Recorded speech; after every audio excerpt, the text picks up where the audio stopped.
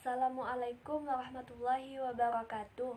Perkenalkan, nama saya Leni Alia. Saya dari kelas PAI 2I. Di sini saya akan menjelaskan tentang sejarah berdirinya dinasti Abbasiyah. Lahirnya Bani Abbasiyah pada tahun 750 Masehi adalah peran besar dari keturunan Hasyim yang bernama Abu Abbas.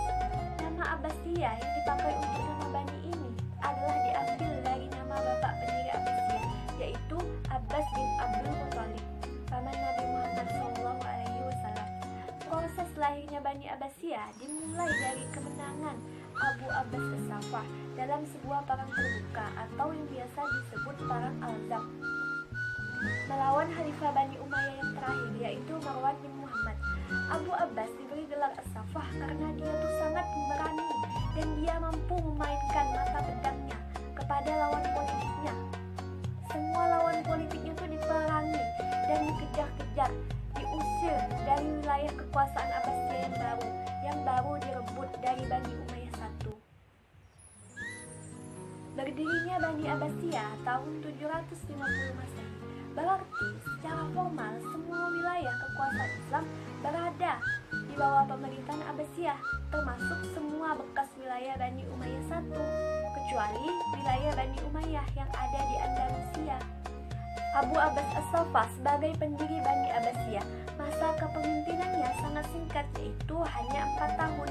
Beliau memerintah, akan tetapi beliau mampu menciptakan suasana di Bani Abbasiyah pada saat itu yang steril dari keturunan Bani Umayyah.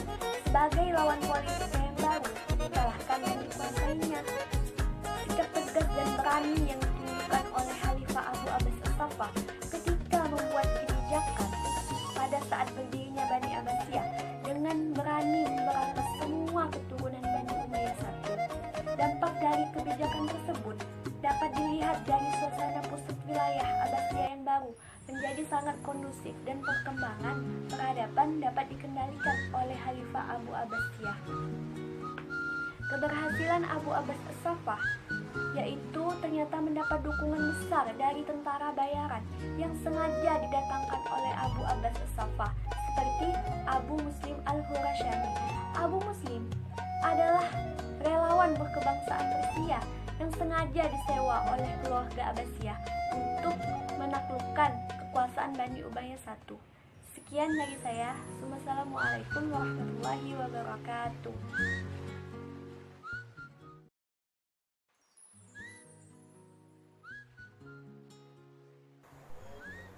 Assalamualaikum warahmatullahi wabarakatuh. Saya Bunga Amalia Rustaman dari kelompok 9 Sejarah Peradaban Islam.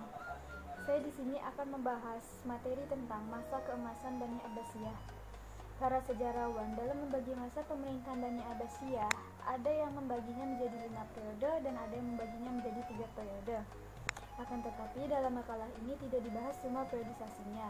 Penulis akan membatasi pembahasan dalam periode Bani Abbasiyah yang menjadi masa keemasannya, yaitu pada periode pertama pada masa Khalifah Harun al-Rashid. Sebab kekhalifahan Bani Abbasiyah biasanya dikaitkan dengan Khalifah Harun al-Rashid. Harun al-Rashid yang digambarkan sebagai khalifah yang paling terkenal dalam zaman keemasan kekhalifahan Bani Abbasiyah. Dalam memerintah khalifah digambarkan sangat bijaksana, yang selalu didampingi oleh penasihatnya yaitu Abu Nawas, seorang penyair yang kocak yang sebenarnya adalah seorang ahli hikmah atau filsuf etika.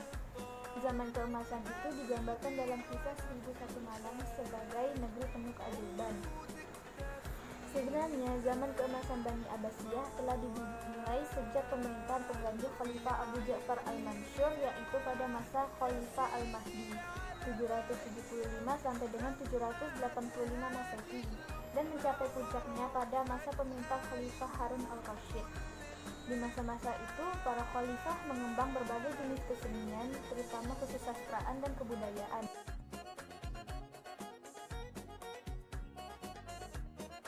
Bismillahirrahmanirrahim. Pengaruh Mamluk pada abad ke-9 yang dibentuk oleh Al-Ma'mun. Tentara-tentara Buddha ini didominasi oleh bangsa Turki dan juga banyak yang diisi bangsa Barbar dari Afrika Utara.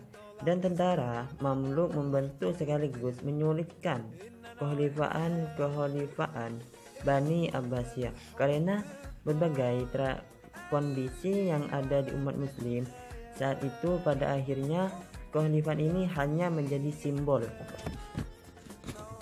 Dan yang selanjutnya yaitu pengaruh Bani Buai.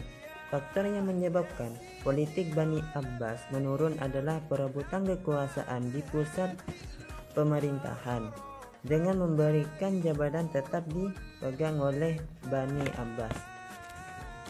Dan yang selanjutnya yaitu pengaruh Bani Saljuk. Pengaruh Bani Saljuk yaitu setelah jatuhnya kekuasaan Bani Buai ke tangan Bani Saljuk, posisi kedudukan Khalifah Abbasiyah sedikit lebih baik.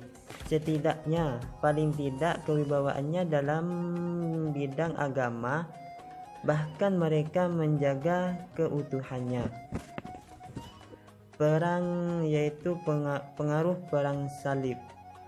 Perang Salib yang berasal dari bahasa Arab yaitu solibatun, yang berarti kayu palang.